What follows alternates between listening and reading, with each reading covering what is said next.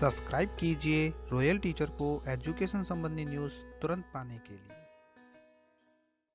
जी हाँ साथियों, इस वक्त की बड़ी खबर की बात करें बजट 2026-27 राजस्थान सरकार द्वारा जो बजट पेश किया गया है, जिसमें शिक्षा और शिक्षा विभाग से जुड़ी जो भी खबर होगी वो आपके सामने लाई जाएगी। श्रीमती दिया कुमार जी, उप मुख्यमंत्री वित्त राजस्थान सरकार, बजट भाषण में इन्होंने क्या क्या दिया है, शिक्षा के क्षेत्र में क्या बताया है, पूरी बात करेंगे आज के इस वीडियो में। कर्मचारी कल्याण के संबंध में बजट में क्या दिया गया है, 8वें वेतन आयोग के संबंध में उन्होंने क्या घोषणा की है, और इसके अलावा शिक्षा और शिक्षा विभाग से जुड़ी जो भी खबरें होगी पूरी बात करेंगे। तो सबसे पहले बात करते हैं हम राजस्थान में पेश इस बजट की, जिसमें 8वें वेतन आयोग पर कमेटी और 70 की उम्र तक बीमा लोन की सुविधा प्रदान की गई है सभी को। साथ ही कर्मचारियों के संबंध में बात करें तो सरकारी कर्मचारियों के लिए एक विशेष सैलरी अकाउंट पैकेज भी लाया जाएगा।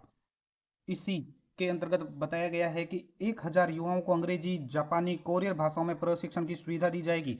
500 विद्यालय में व्यावसायिक शिक्षा के लिए 51.10 करोड़ रुपए का प्रावधान किया गया है। 1000 स्कूलों में एआई लैब से जैसे नेक्स्ट जनरेशन टेक्नो हब के लिए 20 करोड़ रुपए है वो खर्च किए जाएंगे। शहीद व पूर्व सैनिकों के स्कूली बच्चों को 2000 रुपए वार्षिक छात्रवृत्ति प्रदान की जाएगी, और 150 और कॉलेजों में रानी लक्ष्मीबाई केंद्र स्थापित किए जाएंगे। तो इसके तहत बात करें कार्मिक कल्याण के तहत इन्होंने क्या क्या किया है, तो प्रदेश में कानून के साथ साथ न्यायिक तंत्र के विस्तार एवं सुदृढ़ीकरण के लिए विभिन्न न्यायालय खोले गए, क्रमोन्नत भी किए गए, जिसमें ये मुख्य तौर से है जो आप सभी यहाँ पे स्क्रीन में देख सकते हैं। ये देखिए, स्क्रीन को आप स्टॉप करके भी देख सकते हैं, और आमजन को अपने घर से ही उपभोक्ता न्यायालय में उपस्थित होने के लिए राज्य एवं जिला उपभोक्ता आयोगों में वीडियो कॉन्फ्रेंसिंग की सुविधा प्रदान की जाएगी। साथ ही प्रदेश में किराए के भवन में अगर संचालित 15 अभियोजन कार्यालयों के लिए भवन निर्माण कराया जाना प्रस्तावित है। तो कार्मिक कल्याण की बात करें तो प्रदेशवासियों को जन कल्याणकारी योजनाओं का लाभ दिलाना तथा सुशासन देने में जनप्रतिनिधियों के साथ साथ कार्मिकों की महत्वपूर्ण भूमिका रहती है। तो हमारी सरकार कार्मिकों पेंशनरों के हितों के लिए भी संवेदनशील है। इसके तहत उन्होंने जो बात बताई गई है कर्मचारियों के संबंध में, तो कर्मचारी संगठनों द्वारा पदोन्नति के समुचित अवसर प्रदान करने, वेतनमान में संशोधन संबंधी विभिन्न मांगों का तुलनात्मक अध्ययन और विश्लेषण कर अनुशंसा किए जाने हेतु उच्च स्तरीय कमेटी का गठन किया जाएगा। यह समिति भविष्य में 8वें वेतन आयोग की रिपोर्ट प्राप्त होने पर उसे राज्य में लागू करने के संबंध में आवश्यक परीक्षण कर अपनी सिफारिशें राज्य सरकार को है वो प्रस्तुत करेगी।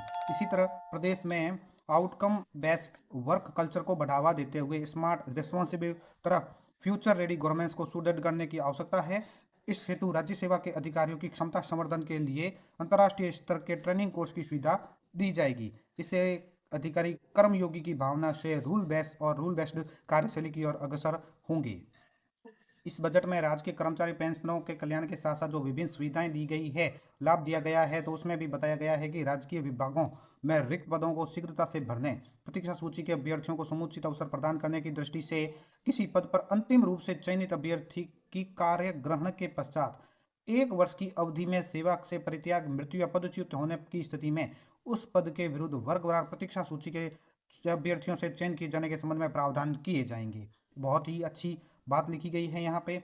वर्तमान में महिला कर्मचारियों को एक कैलेंडर वर्ष में चाइल्ड केयर लीव यानी सीसीएल अधिकतम 3 चरण में दिए जाने का प्रावधान है।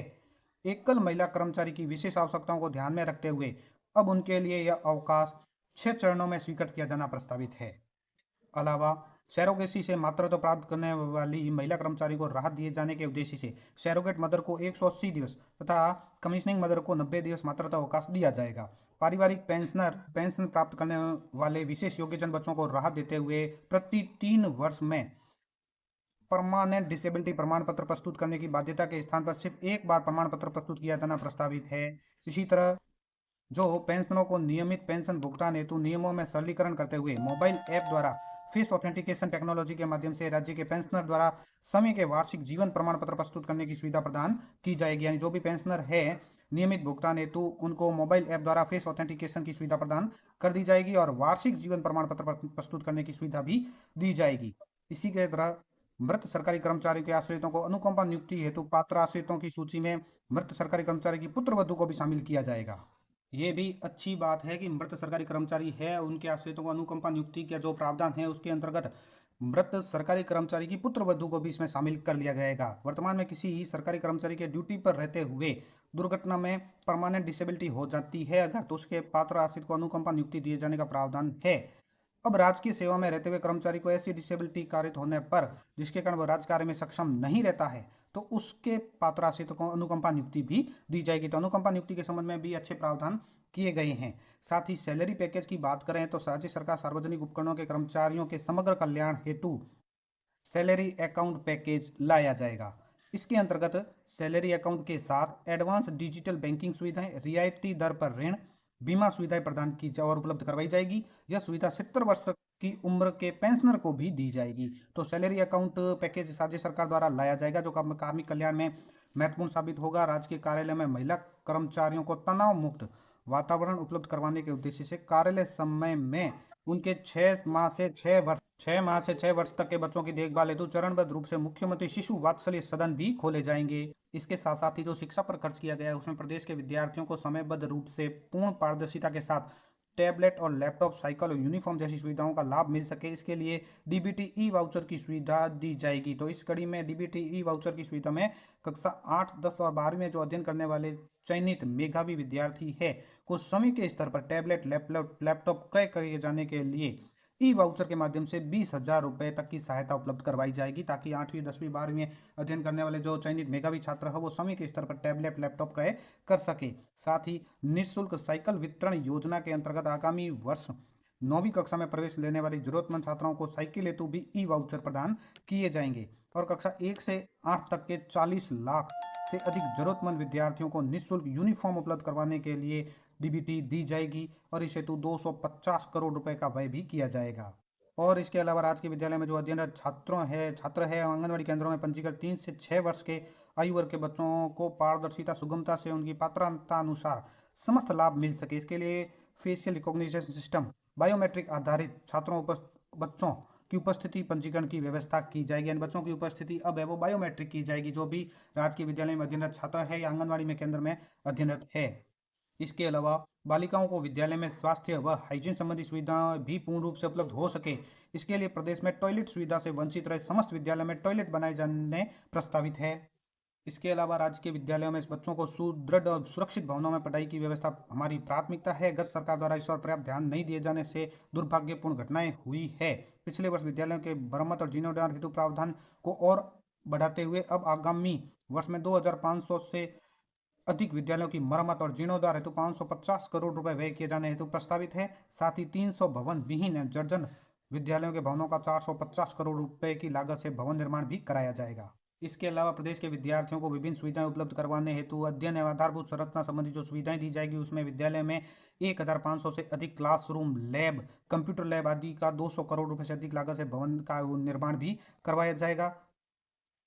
और 382 कस्तूरबा गांधी बालिका विद्यालय यानी केजीबीपी में और 41 नेताजी सुभाष चंद्र बोस छात्रावासों में 3 फेस कनेक्शन, वॉशिंग मशीन और ऑटोमेटिक रोटी मेकर भी उपलब्ध करवाए जाएंगे। इसके अलावा कक्षा 1 से 5 तक के विद्यार्थियों के माता पिता, अभिभावकों को स्कूली गतिविधियों के संबंध में जानकारी उपलब्ध कराने और बच्चों को घर पर पढ़ने में सहयोग प्रदान करने के उद्देश्य से निपुण कैलेंडर दिए जाएंगे। इस हेतु 16 करोड़ रुपए का प्रावधान किया जाएगा। और 3 से 5 में अध्ययनरत विद्यार्थियों को हिंदी, अंग्रेजी और गणित विषय की अभ्यास कार्य पुस्तिकाएं उपलब्ध करवाई जाएगी। इसमें भी 26 करोड़ रुपए का व्यय किया जाएगा। और इसके अलावा 22,746 आंगनवाड़ी केंद्रों में बच्चों के समग्र विकास तथा खेल आधारित शिक्षा के लिए खेल सामग्री एवं जादुई पिटारा उपलब्ध करवाया जाना प्रस्तावित है। तो दोस्तों, ये थी कुछ बजट में महत्वपूर्ण शिक्षा और शिक्षा विभाग से जुड़ी बड़ी खबरें। हो सकता है कि इसमें एक आध कोई मिस भी हो गई हो, तो बजट को ध्यान में रखते हुए इस वीडियो के बारे में कमेंट बॉक्स में ज़रूर बताएं कि वीडियो कैसी लगी। वीडियो अच्छी लगे तो ज़रूर लाइक, शेयर और सब्सक्राइब कीजिए। पास में आने वाले घंटी के बटन को जरूर दबाएं एजुकेशन संबंधी न्यूज़ तुरंत पाने के लिए।